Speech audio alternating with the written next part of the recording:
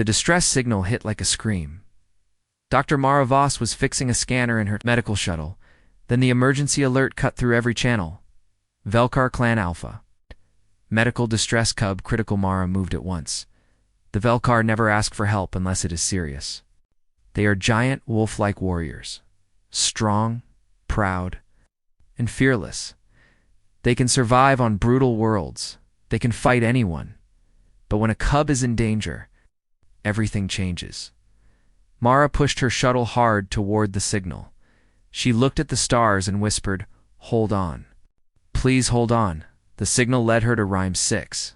It was a frozen mining station on a dark moon. Ice hit the shuttle as she landed. The wind screamed across the landing pad. When the ramp opened, Mara saw them. Velkari were waiting outside the medical dome. Big bodies, flat ears, low tails. They were afraid. Huge male stepped forward. He had scars on his muzzle. Metal. Honor bands on his shoulder. His eyes locked on Mara. "You are the human healer." His translator sounded rough. His fear was clear. Mara grabbed her medical case. "I am Dr. Mara Voss. Take me to the patient." The male spoke again. "I am Corin, pack leader of Frostrun clan. It is my son." Mara felt that in her chest. "How old is he? 6 winters, eh?" Corin turned and walked fast. Mara followed him into the dome. He spoke while they moved. "My son collapsed after the evening. Mild fever, shaking. Then he stopped responding. Our medmaster tried everything. The station surgeon tried everything. Nothing worked." "How long has he been down?" Corin answered quietly. 31 hours. Mara frowned. That was too long inside the medical bay. The machines were modern, clean tools, bright screens, emergency alerts. Everywhere on the treatment bed was a small Velkari. Cub. His gray fur was wet with sweat. His breathing was fast and weak. His paws twitched again and again. A tired station medic stepped up. "I am Selk. Here are his scans and treatment logs." Mara took the data slate. Selk spoke fast. "We treated infection first. Then we tried stronger medicine. Then anti-seizure treatment. Nothing worked." Mara checked the cub's eyes with a light. Then she read the test. Results: high fever, severe spasms, inflamed gut, breathing trouble. Then she stopped. She looked at Sel. "I use his calcium low." Selk blinked. "It dropped after the seizures." Mara shook her head. "No, it started before the seizures. Look here." She pointed to the earlier test. Corin stepped closer. "Human. Speak clearly, Mara." Turn the slate so both could see. "Your son is not just sick, he is reacting to something. This looks like poisoning or mineral exposure." Selk bristled.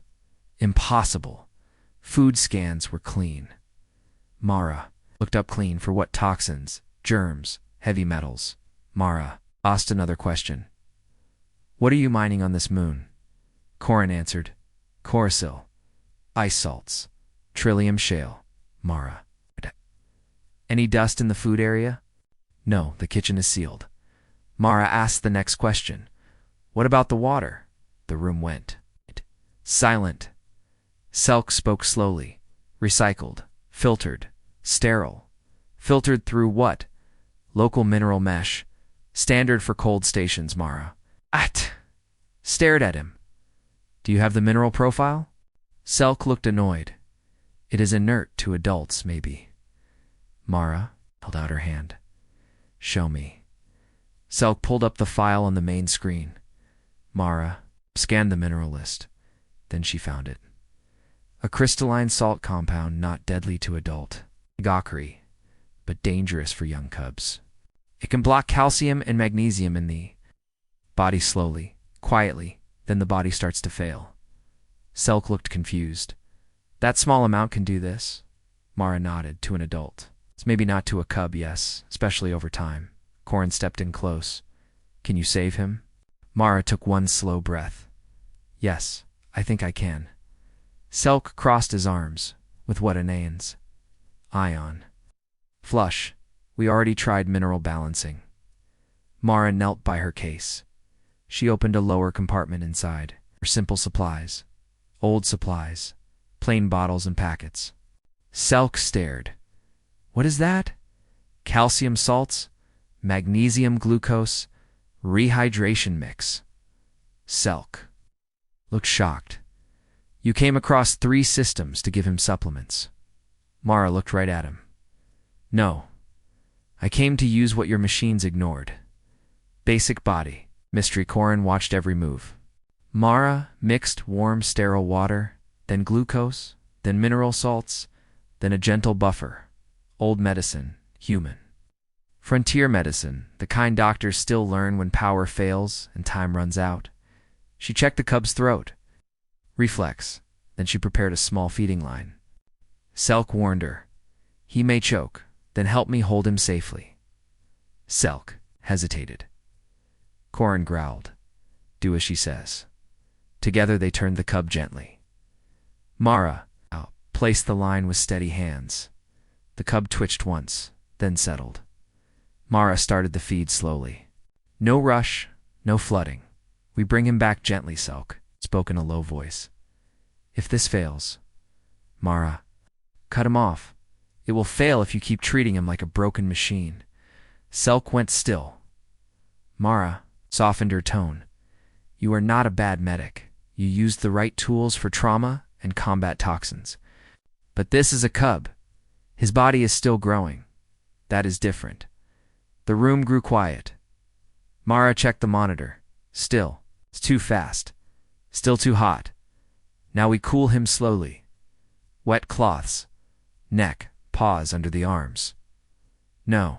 Sudden shock. Korran. Moved fast. Huge claws. Careful hands. He followed every instruction.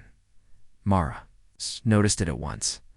That was why he was pack leader, not just strength, not scars. He listened when his son needed him. 10 minutes passed. The cub trembled again. Mara adjusted the flow. 15 minutes.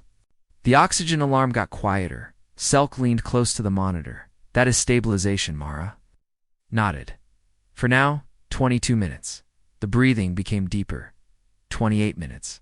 The front legs relaxed. 31 minutes. The fever started to fall. Selk stared at the screen. This is impossible. Mara kept working. No, this is chemistry, Corin. She dropped to one knee beside the bed. He kept one paw near his son, not touching. Just there, he spoke softly in Valkyrie. Mara did not know the words, but she knew the meaning. Please come back. 40 minutes after the first feed. The cub coughed a small, rough sound, then his eyes opened. Pale, gold. Unfocused, scared. Papa, the translator on the bed rail, spoke the word. Corin broke. A breath, a laugh, almost a sob. I am here. I am here, Tarek. He touched his forehead gently to his son's. Outside the glass wall, the whole clan surged forward, ears up, tails high. Relief hit the room like a wave. Selk checked the monitor again. Inflammation is dropping. Electrolytes are correcting. Heart rhythm is normal. He looked at Mara in disbelief. He is recovering, Mara. Finally breathed out good. She looked down. Her hands were shaking. Recovery took 2 days. Tarek slept through most of the first night. The next morning, he asked for broth. By evening, he was arguing with everyone. Mara smiled. That meant he was getting stronger. Selk replaced every water, his filter pack in the station. He shut down the old lines. He tested everything again. Then he followed. Mara around the medbay asking questions. Humans still use this method. Yes, on many frontier worlds. And the mineral balance. Treatment for children. Yes, it is basic medicine. Selk lowered his ears. I may owe your species an apology, Mara laughed. Get in line by the 3rd day. Tarek was walking around the corridor. Blanket on his shoulders, like a warrior cape, he told everyone the human doctor beat. The sickness with salty, sweet water, Mara heard that and smiled. He was not fully wrong. Mara was closing the shuttle. Cargo hatch when Corin arrived. This time he came alone. No guards, No armor bands, just a father standing in the snow wind. He held a small iron case. Dr. Mara Voss. Mara turned. If this is more, thank you, food.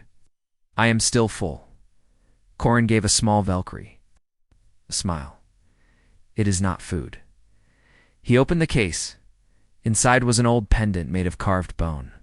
A wolf head over a circle, smooth from years of use, from my mother, Corin said. She was our last hearth healer before station. Medicine replaced the old ways. She knew herbs, fever wraps, bone setting, breathing teas. We honored her, but we stopped listening. Corin looked at Mara. When my son fell sick, I trusted only machines. I forgot the old knowledge. You did not. Mara looked at the pendant. I only used basic treatment. Corin shook his head. No, you used memory. He held the pendant out to her. In our clan, this is given only to one who protects the future of the pack. I cannot repay you, but I can make sure we remember. Mara took the pendant carefully. It was warm from his hand. Then remember one more thing, she said. Selk is a good medic. He did not fail because he was weak. He failed because no one taught him to look back. Corin looked toward the station dome. Then we will teach it, old. It's methods, new methods, all of it. He looked back at Mara. My son lives because a human healer carried old knowledge across the stars. Mara smiled. My grandmother would have liked that. Corin lifted his ears. Then I honor her too, as the shuttle rose from Rhyme 6. Mara looked down through the frosted glass. The station lights glowed in the canyon on the landing pad. Corin stood with Tarek on his shoulders. The cub waved both paws as hard as he could. Mara raised her hand back, out in deep space. Medicine keeps changing. New tools, new machines, new breakthroughs. But on the worst days, on the farthest worlds, healing still comes down to simple things. Water, salt, minerals, patience, knowledge. Passed down because someone cared enough to keep it. Humans are good at building the future, but maybe the reason they keep saving lives out here is something older. Humans carry the past with them, and sometimes that is the difference between a funeral and a child going home. Asterisk, asterisk, thanks for watching Neon Cub Tales. If this story hit you in the heart, please like, subscribe, and drop a comment below. Your comment helps this channel grow, and I read every one. See you in the next story.